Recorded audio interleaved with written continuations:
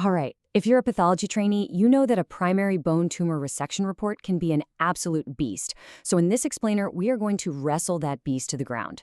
We're going to walk through the official CAP protocol step by step and make it make sense. So here's how we're going to break it down. We'll start with the why this protocol is so important. Then we'll dive into the gross room essentials. From there, it's under the scope for type and grade. Then we'll tackle the heavy hitters, margins, and treatment effect.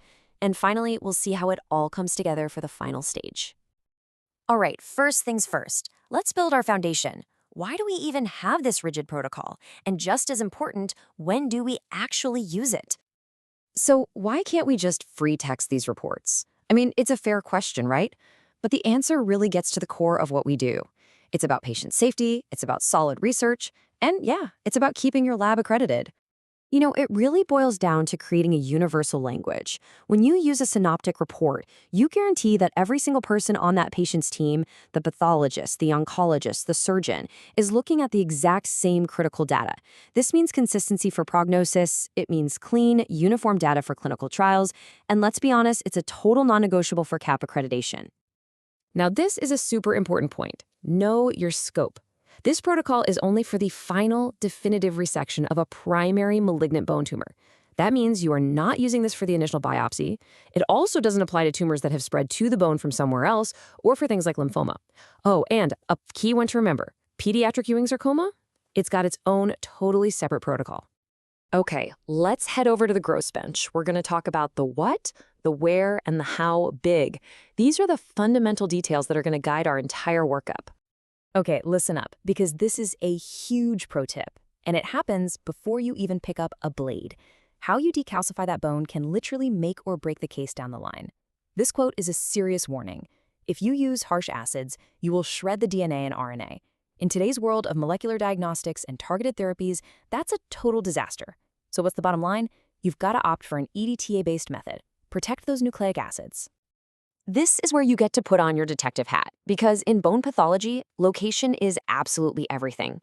Is the tumor hanging out in the epiphysis, the metaphysis, or the diaphysis? Just knowing that one piece of information can slash your differential diagnosis in half before you've even seen a slide.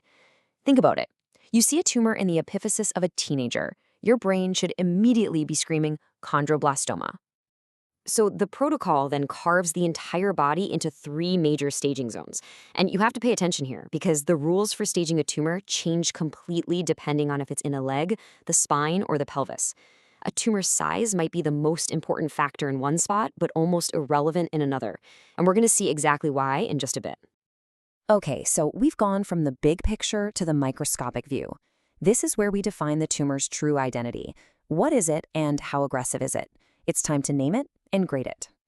This is a classic point of confusion for trainees, but it's actually pretty simple once you see it laid out like this. We have 2 systems. For a pathologic diagnosis, we use a 3-tiered system, grade 1, 2, or 3. But for the final T&M stage that the oncologists live and die by, we collapse that into a simple 2-tiered system. Grade 1 is low grade, and both grade 2 and grade 3 get lumped together as high grade. That's it. And here is another little pearl that will save you a ton of stress.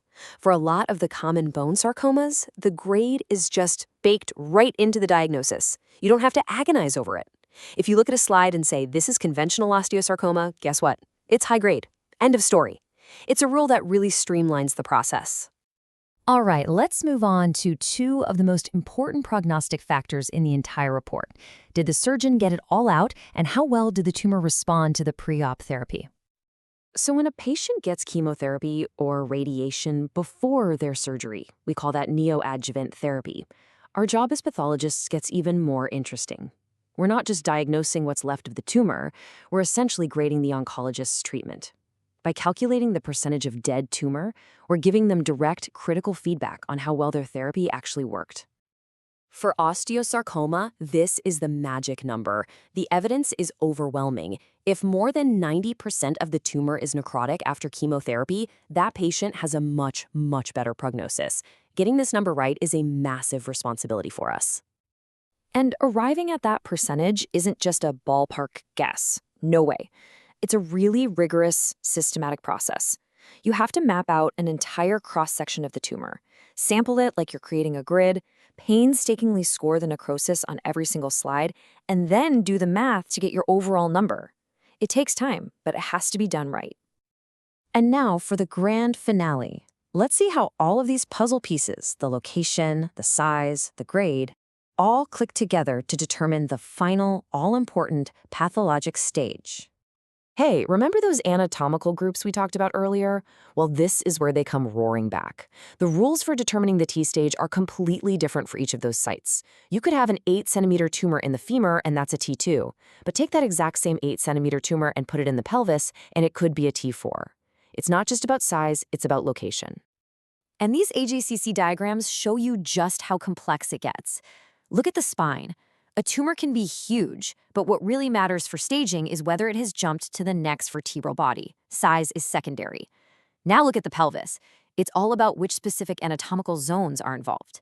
This is exactly why you can't just measure a tumor and look up the T stage in a book. You have to know your anatomy cold. So, let's boil this all down. What do you need to take away from this? First, always, always follow the protocol. It is your best friend. Second, handle every specimen with care as if it's headed for molecular testing.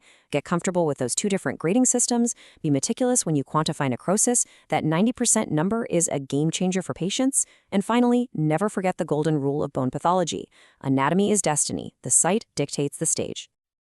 And that leaves us with one final thought to chew on. Right now, we're increasingly defining sarcomas by their specific gene fusions. So the big question is, how long will it be until those molecular markers aren't just diagnostic tools, but are actually part of the staging criteria themselves? It's definitely something to watch for in the next edition of the CAP protocol. Thanks for joining this explainer.